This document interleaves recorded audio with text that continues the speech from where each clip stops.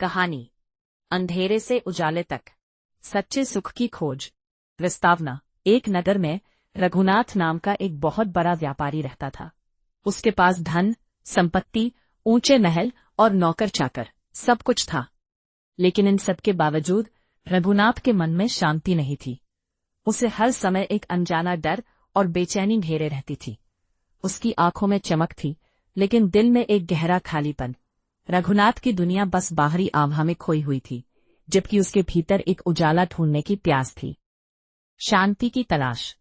रघुनाथ ने शांति पाने के लिए कई तीर्थ यात्राएं की, बहुत दान पुण्य किया और बड़े बड़े अनुष्ठान कराए। हर बार उसने सोचा कि शायद इस बार वो कुछ महत्वपूर्ण पाएगा।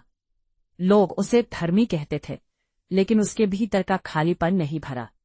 उसे लगता था कि ईश्वर कहीं बहुत दूर आसमान में बैठा है, जिसे पाना असंभव है, जैसे वो एक अंतहीन महासागर में तैरता हुआ एक नाविक हो। महात्मा से मिलन। एक दिन रघुनाथ के शहर में एक निरंकारी संत का आगमन हुआ।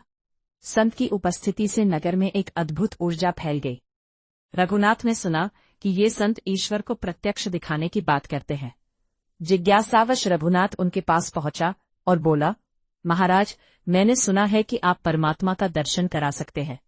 क्या ये सच है? मैंने तो जीवन भर केवल उसकी चर्चा सुनी है।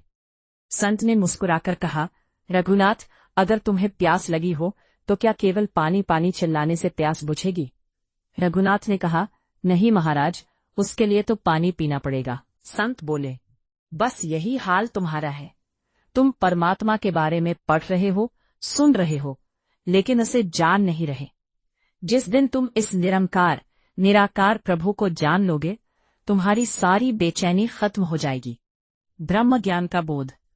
संत ने रघुनाथ को समझाया कि यह परमात्मा कहीं दूर नहीं, बल्कि तुम्हारे अंग संग बिल्कुल पास है। जैसे दूध में घी समाया होता है, वैसे ही हर इंसान में और कण कण में यह निरंकार बसा है। संत ने उसे ब्रह्म ज्ञान की रोशनी दी।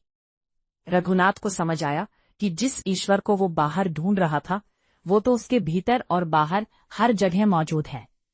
उसके सीने के भीतर एक नई रोशनी जग गई। जीवन में बदलाव। ज्ञान प्राप्त करने के बाद रघुनाथ का जीवन पूरी तरह बदल गया। पहले वो लोगों को उनकी जाति, धर्म और अमीरी गरीबी के तराजू में तौलता था, लेकिन अब उसे हर इंसान में वही निरंकार नजर आने लगा। उसे यह एहसास हुआ कि उसकी धनी संपत्ति से बढ़कर वास्तविक धन तो मानवता की सेवा करना है। एक दिन रघुनाथ का पुराना नौकर, जिससे उसने पहले कभी तमीज से बात नहीं की थी, बीमार पड़ गया।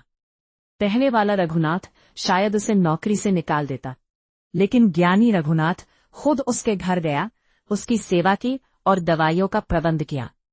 उसे अब समझ आ गया था कि मानवता की सेवा ही सबसे बड़ी बंदगी है।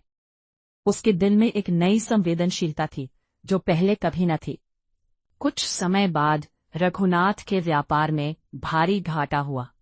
बाजार के हलचल ने सभी को भयभीत कर दिया। उसके मित्र और संबंधी डर गए कि अब रघुनाथ टूट जाएगा, लेकिन रघुनाथ शांत था। उसने कहा, यह धन भी निरंकार का था जो उसने दिया था। आज उसने ले लिया तो भी उसकी रजा है। जब दाता ईश्वर मेरे साथ है तो मुझे किसी चीज की कमी नहीं। निष्कर्ष, रघुनाथ अब एक सुखी और शांत जीवन जी रहा था। उसने जान लिया था कि असली सुख बाहरी वस्तुओं में नहीं, बल्कि निरंकार के साथ जुड़ने और उसके बंदों इंसानों से प्यार करने में है। उस रात जब उसने अपने महल की खिड़की से तारे देखे, तो उसे लगा कि ये तारे नहीं, बल्कि उसकी खोज का परिणाम है, जो उसे अंधेरे से उजाला। कहानी